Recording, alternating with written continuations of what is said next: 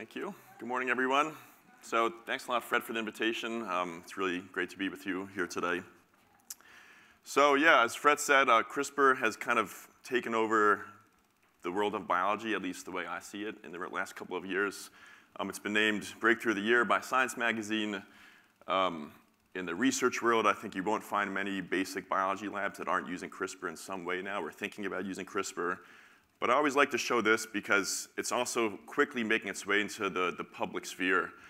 Magazine covers like The Economist or Time Magazine or MIT Tech Review, touching on this idea that now with this core technology, we could have the ability to actually engineer the human genome in a way that would be inherited by future generations, which provokes a lot of excitement, a lot of concern, and controversy. So I'll come a little bit back to that towards the end of my talk. But I wanted to start by giving you a bit of a history of where CRISPR actually comes from, because I think it's often forgotten that this wasn't invented by a bunch of researchers from scratch. This actually came and was inspired by nature. So we have to go back to 1987 for the first description of what we now call CRISPR, but back then was just an unusual structure. It was an unusual structure found in a region flanking kind of a metabolic gene in E. coli. And this Japanese group noted that there were these 5 homologous sequences, these repeating sequences, spaced apart with 30 nucleotide spacing. And this was a kind of feature that hadn't really ever been seen before in a bacterial genome. They noted that the biological significance wasn't known, and in fact, for 20 more years, that would continue to be the case. Now, this is actually what the CRISPR looks like in E. coli and many other bacteria. So highlighted in yellow are these repeating sequences. And you can see they have this beautiful periodicity, almost like the replication machinery stuttered during replication and somehow kept on copying the same sequence over and over. By the early 2000s, researchers found these in about half of all sequenced bacterial genomes, and almost all archaeal genomes have CRISPRs. So even though the biology still wasn't well understood, the fact that these were widely conserved across the prokaryotic kingdom really suggested that they must be doing something important. In terms of what that function was, it was another 5 years until finally 3 groups had the first clues, namely that if you ignored the repeats for a second and you looked at the little snippets of DNA in between the repeats, those were often perfect matches to viral DNA.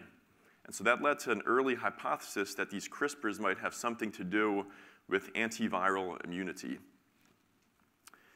Now, quick refresher on maybe freshman molecular biology.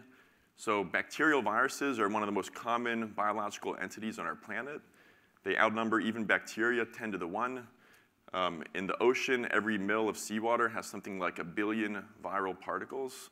So the ocean is really a soup of virus. This is some actual images of a T4 phage. Phage is another word for bacterial viruses. And if you kind of look at a cross-section of what this virus looks like, in the head you've got the DNA being stored. It's got this tail where the DNA can be injected through every time that the virus latches onto a cell. And of course, if that infection is successful, the virus is going to replicate inside the bacterium. It's going to produce dozens or hundreds of new viral particles, and that's going to end up lysing the cell and killing the bacterium.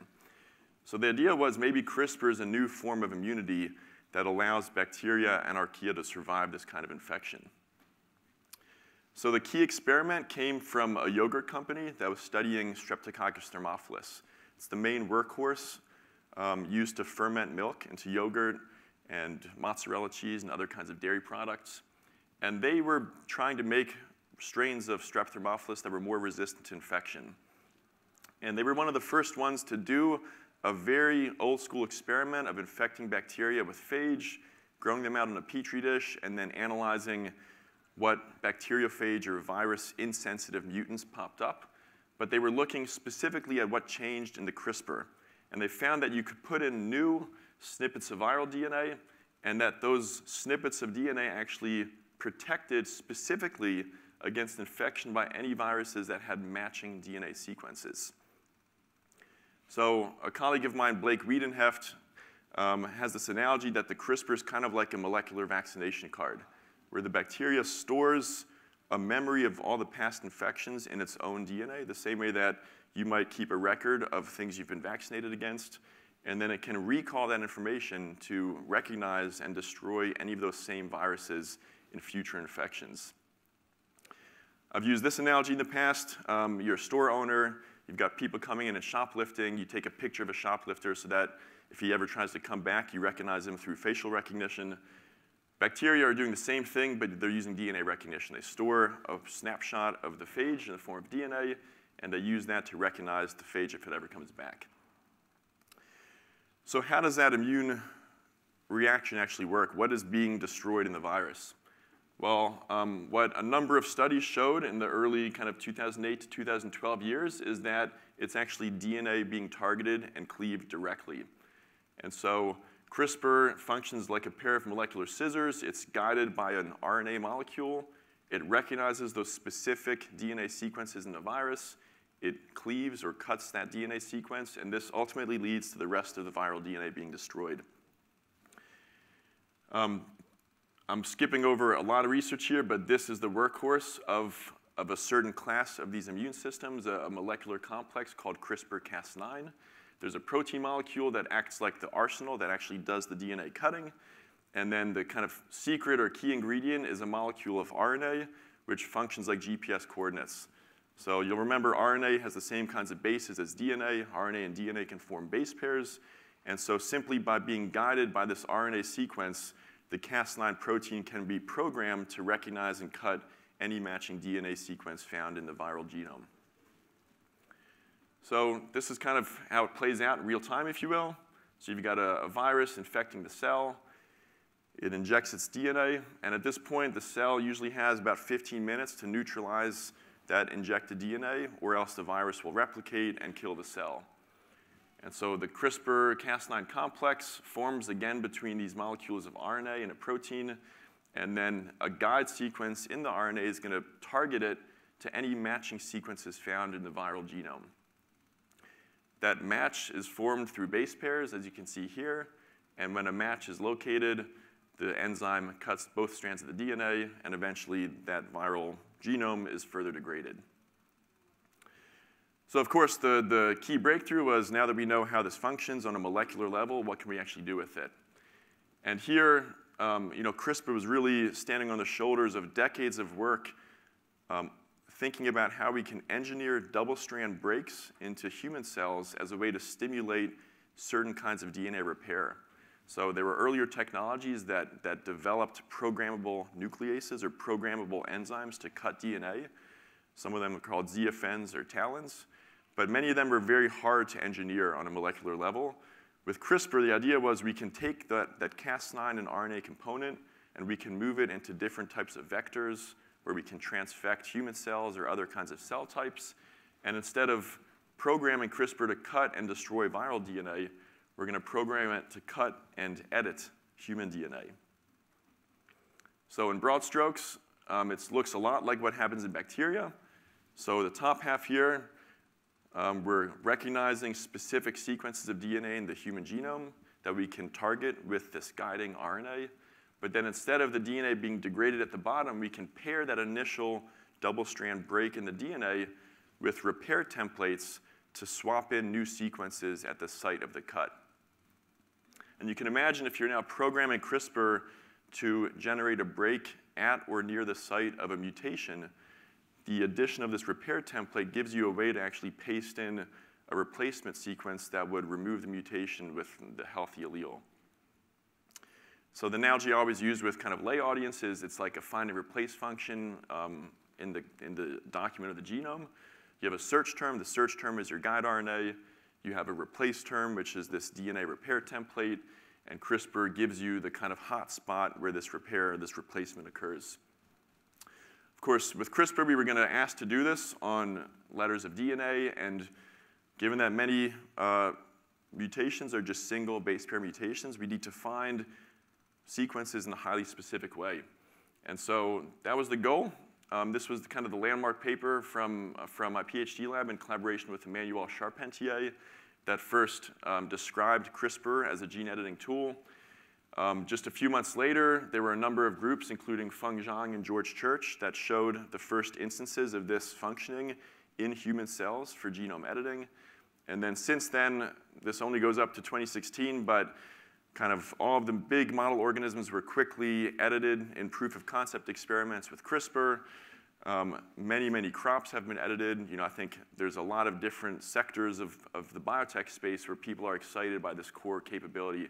And thus far, it doesn't look like there are any obvious organisms or organism classes where this CRISPR technology doesn't seem to function.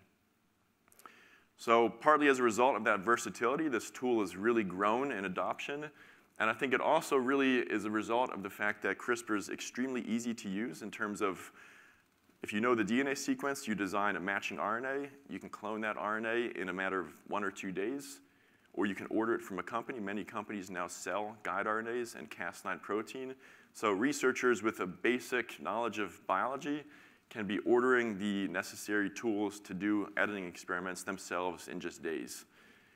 There have also been non-for-profit companies like Adgene, based in Cambridge, that will sell for $50 or $60 any of the vectors that have been built by researchers around the world to do different kinds of CRISPR experiments. So it's become extremely accessible in a way that the previous gene editing platforms never were. And so there are many different applications of CRISPR. As a basic research tool, I'm not really going to touch on that, but for disease, for cancer, the ability to make disease-associated mutations in an isogenic background and study them without needing to compare a tissue sample from a patient with a completely different healthy patient's tissue sample, that's been a game changer in trying to better understand and model disease. And then there are some other more future-thinking applications, like using CRISPR to humanize genes in the pig genome to potentially make xenotransplantation a possibility in the future. There's a whole area of CRISPR in the context of gene drives, where it actually offers the chance to drive new gene variants into wild populations. And there's a lot of money coming from the Gates Foundation and from other groups to try to use gene drives as a way to engineer mosquitoes to spread malaria resistance. Both very exciting, but also very controversial, because gene drives, unlike other technologies of sterile insect release, would actually spread genetic modifications in a kind of cascading way that would be difficult to recall or reverse. And so there's a lot of attention at the government and the regulatory level right now on how we should be thinking about when and how to release or test this kind of technology. In agriculture, kind of all of the major players and many small ag companies are using CRISPR in a wide variety of different plants and animals. For example, there was the Penn State University, there was a scientist that edited mushrooms to prevent mushroom browning. And an interesting area of regulation, again, is whether or not these kinds of gene-edited crops are going to be regulated as GMOs, or as the same way that something that was mutagenized with X-rays or with chemical mutagens would be regulated. But of course, I'm at the Precision Health Forum, so I'll talk a little bit about, I think, ways that CRISPR is going to hopefully revolutionize the way that we think about treating disease. So obviously, many different kinds of mutations can cause human disease. Those can be single nucleotide substitutions, such as what causes sickle cell disease, DNA deletions, DNA insertions. And one of the really exciting things is that CRISPR, that core capability to target DNA, has been now used in many different flavors, where we can't just make a double-strand break and plug in a new sequence. You can use 2 guide RNAs, target 2 sites, and delete entire genes. You can invert chromosomes. People have used it to invert hundreds of thousands of base pairs that are inverted in hemophilia. So the kinds of mutations that are accessible to correction with a tool like CRISPR is theoretically limitless. There have been now dozens or maybe even hundreds of studies using CRISPR in cultured human cells to correct disease-associated mutations. So these are just a small snapshot, but you can see sickle cell disease, retinitis pigmentosa, a form of congenital blindness, cystic fibrosis, hemophilia, Fragile X, even using CRISPR to actually target herpes virus DNA in infected cells. there's just an incredible amount of research going on to harness this tool. And I'd say in cultured human cells, it's no longer at all a hurdle to demonstrate the core capability to do this. Of course, that's still a long shot away from doing this safely in patients. There are 3 main players in the CRISPR space that are developing therapeutics. And this is just a short list of some of the main targets that they've publicly said they're going after. And the ways they're doing this, you can imagine a few different ways of actually delivering the core CRISPR components into the body. So one of the more easy strategies, because the editing takes place outside of the body, are these ex vivo therapies at the top of the slide, where you might imagine removing cells from a patient. It might be hematopoietic stem cells.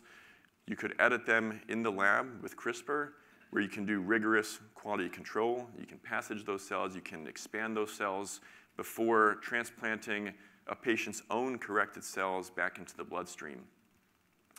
For certain diseases, though, if they affect organs that might not be blood cells, we need to think about delivering CRISPR into the body in different ways. It might be targeted delivery to a particular organ or a particular tissue, or maybe systemic delivery into the bloodstream where they'll be localized to areas of the body where the disease has its largest symptoms.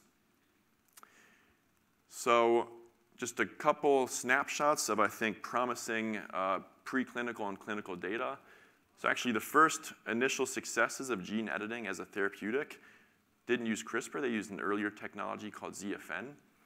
There's a company in California called Sangamo Biosciences, and they've been using gene editing to inactivate a gene called CCR5 that's associated with resistance to HIV. And it turns out that about 1 or 2% of individuals of European descent naturally carry mutations in CCR5, and they're completely resistant to the HIV virus, because this gene encodes a protein that acts as a co-receptor for the virus to actually infect cells.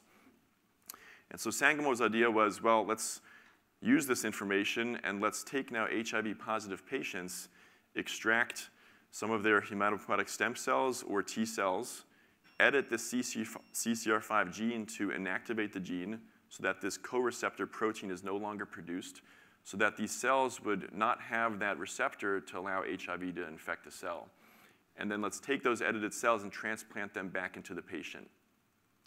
And so they've gotten through, I think, phase 2 clinical trials, and so far the data look quite promising. I don't know exactly where it is today, but that very well could be one of the first therapeutics that do kind of this type of gene editing in patients to be commercialized. This was a story from the end of 2015. So yet another gene editing technology. This one is called TALEN, but same basic idea as CRISPR. This was a 1-year-old patient in the UK, Layla Richards, and she was dying from lymphoblastic leukemia. And she was, I think her family was beginning to consider just palliative care. But it turns out in the same hospital, there was a research team developing allogeneic stem cell products where they were editing stem cells with CARs, with chimeric antigen receptors, to target markers in her cancerous cells. And so she received a compassionate use basis of this treatment, and it sent her cancer long enough to remission that she was healthy enough to receive a bone marrow transplant. And 2 years later, she's still healthy. So that's one of the first, I think, examples where this has actually saved a life. And then more recently, clinical trials with CRISPR are underway. So in China, they've actually already begun for a couple different kinds of cancer. And also in the US, the RAC has already approved one of the first CRISPR clinical trials that's being run by the University of Pennsylvania. And I think this highlights also the impact that CRISPR will make on cancer immunotherapy, where the ability to both integrate these CARs as well as making other edits to make CAR T cells more long-lived or persistent in the body is going to really bring this to a new level. Okay, and then to come back to this topic of germline gene editing. So this was something that emerged in the kind of 2014, 2015 years when it became clear that if it's becoming this easy to edit to mice and monkeys and microinject CRISPR into embryos, that there's really nothing to prevent people, or at least the idea of people, injecting CRISPR into human embryos.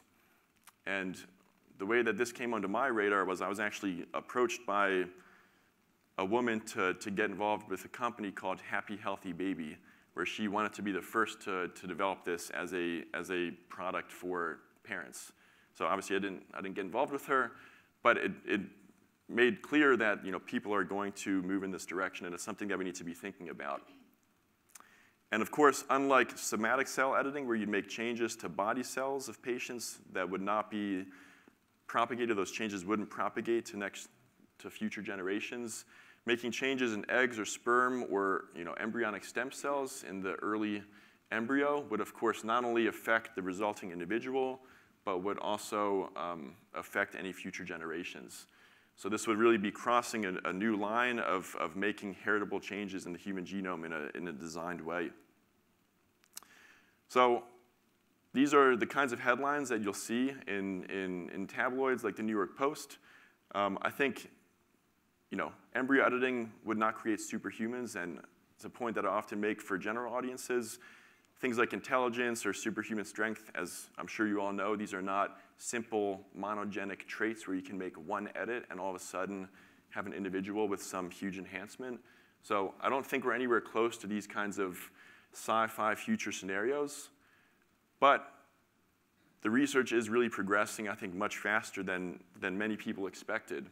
And this was the paper that actually provoked those two headlines I just showed a few months ago, where a group in Oregon showed for the first time that you can actually do this in embryos with a pretty high efficiency. You could avoid mosaicism, which was one of the concerns that had been made previously, that it would be difficult to avoid mosaicism in the edits. And they also showed that you can, for the most part, eliminate off-target effects. That is, the introduction of edits at unintended sites, which has been one of the big concerns with the safety of a tool like CRISPR. And I think it's very clear that this research is only going to continue. And so the question is, what happens next? I mean, when does it move beyond a research use? So many different agencies are thinking about this, are putting out reports about this. And this was a very, I think, well-researched and well-written, lengthy report from the National Academies that came out earlier this year, really analyzing many different facets of human gene editing and thinking about the ethics, the effects on social justice and disability rights. And I think it's also interesting to note that their viewpoint has shifted a little bit over the last couple of years. So in 2015, when there was the first international summit on some of these issues, I think the committee came out and basically said, this is something that should not be done. And now they've said research trials with germline gene editing might be permitted under certain compelling reasons and with strict oversight. And there would be rare cases where tools like in vitro fertilization and pre-implantation genetic diagnosis wouldn't allow parents to have a child free of genetic disease. And so they've basically left the door open for uses of gene editing in those rare cases where parents might have no other alternatives to have a healthy child. At the same time, the NIH won't currently fund any research that involves genetic modification of human embryos. And it's also interesting that there's kind of this gridlock right now in the FDA where they've actually been prevented by Congress from even reviewing applications that involve gene editing in embryos. So it's not actually illegal in the US to do this. There's no laws against it, but the Food and Drug Administration would, of course, have the purview to oversee that kind of clinical trial, and they're not even allowed to accept applications right now. So there's some continuing discussions on how should this change or stay the same. And then lastly, there are, of course, many groups that categorically oppose this. And I'm not going to get into it today, but I think there are many different issues that really should be discussed. And I think one take-home that I've had from seeing Jennifer, my PhD advisor, really lead some of these conversations is that even though we don't really know anything about bioethics or about human reproduction, I think many different stakeholders should come to the table together to begin discussing these issues. Okay, my last couple minutes, I just wanted to end with what excites me, which is that, aside from the controversies over CRISPR, it's obviously been an extremely exciting time, and we're actually still continuing to discover new tools by thinking about how bacteria are gaining immunity to viruses. And so what I'm showing you here on the left is actually a phylogenetic tree of different kinds of CRISPR immune systems. And that small little red box highlights the place where Cas9 comes from that everyone is using for gene editing. But there's this vast, untapped diversity of CRISPR immune systems that I think is still out there waiting to be researched and waiting to be developed and maybe harnessed for certain tools. And these are just a couple molecular structures of new players on the scene. So new enzymes with similar names, Cas12, Cas13, that are continuing to expand researchers' abilities to manipulate nucleic acids in different ways. And in particular, this protein on the right called Cas13 is actually something that can target RNA instead of DNA. And there's been some very recent papers coming out from Feng Zhang's lab applying this to do very interesting kinds of manipulations in human cells in a way where you might want to target RNA, so the downstream transcripts from genes instead of the genes themselves. Also, thinking about this arms race between bacteria and virus has actually led to the discovery that many viruses encode potent CRISPR inhibitors, so small proteins that can actually jam up the Cas9 machine and inhibit this enzyme. So why might that be useful? Well, in fact, DARPA has put out a bunch of grant money to encourage groups to actually think about ways that you could use these natural inhibitors to make gene editing safer. There's been a couple studies showing that you can use these inhibitors as a way to shut off CRISPR so that you can have a more transient editing experiment where you only have your on-target editing, and then you can use these inhibitors to turn off Cas9 anytime you'd like. And again, something that came from continuing to think about this natural biology in bacteria. And then finally, I just wanted to conclude this really cool example, I think, where George Church's lab used a different part of CRISPR altogether. They went back to that vaccination card concept, but instead of putting in viral DNA, they put in user-defined DNA, and they used the CRISPR to store data. And then they read out that data, and they were actually able to encode pixel information in E. coli that they could then sequence and reconstruct this image, and then Muybridge's famous galloping horse time series, which I thought was going to animate. But I think researchers are continuing to think about exciting ways to harness the enzymes and the different aspects of CRISPR biology, and I think that's something that I want to really bring to my own lab in the future. So a couple of concluding thoughts. So basic research into CRISPR is revolutionizing gene editing, but also many other spaces in biotech. Outside of the human sphere, it's being deployed for gene editing in a wide variety of plants and animals and microorganisms. I think there's a lot of hope that it's really going to advance new ways of treating disease and new ways of understanding disease and even drug discovery efforts. And then finally, I think this germline gene editing controversy isn't going away anytime soon, and there's a lot of important issues to be discussing moving forward. And with that, I'll just acknowledge Jennifer and all of the folks in Jennifer's lab that I worked with during my PhD. And then I'll be starting at Columbia in 2018, and I'm really looking forward to being back in a university. So thanks a lot for your attention, and I guess we're going to do a panel later, so I'll wait for the questions, but thank you.